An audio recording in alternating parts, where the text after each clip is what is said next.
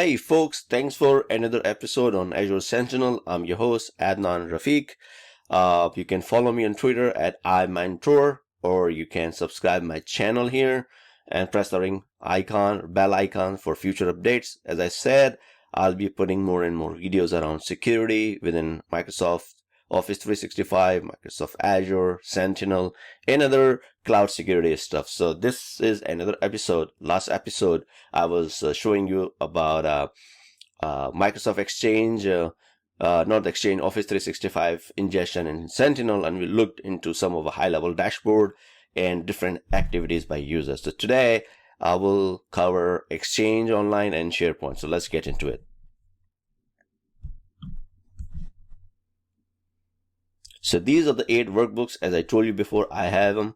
So last time I did select the template for this one.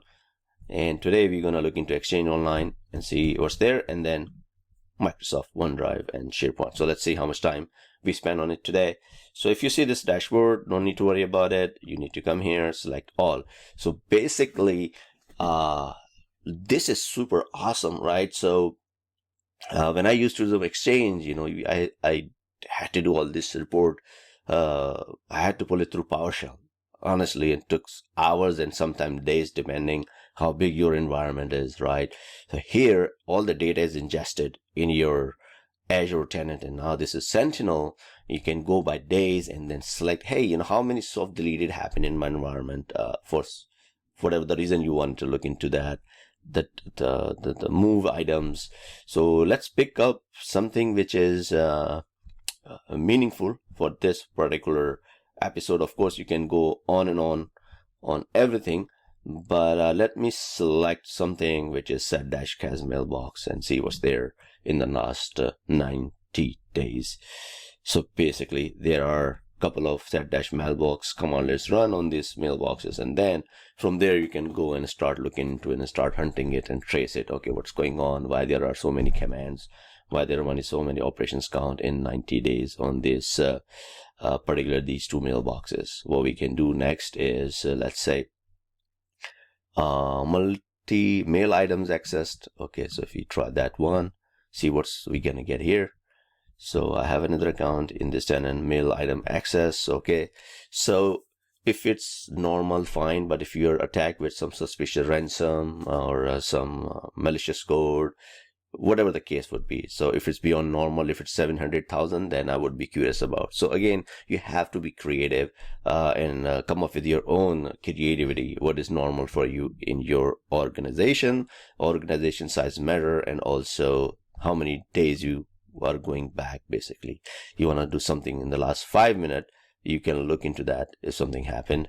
And in the last 5 minutes, let me try everything. So in the last 5 minutes, because there is no data pulled in, so we can try last 24 hours and see what's there, what's going on across the whole tenant in there. So these are the, for example, emails coming in for different job portal, for example, supervisory review thing.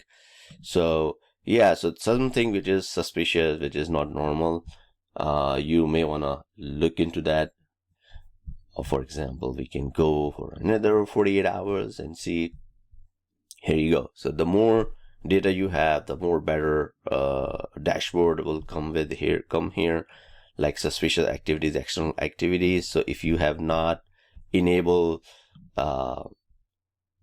external access for OneDrive or something like that, then you would be worried about. If it is, then it will be just normal. So depend, as I said before, it all depends on the configuration. On your tenant, on the setups, there are no activities around that. So if I'm going to show you one more meaningful data, to go to 90 days and see what's there. So here is the report for the last 90 days.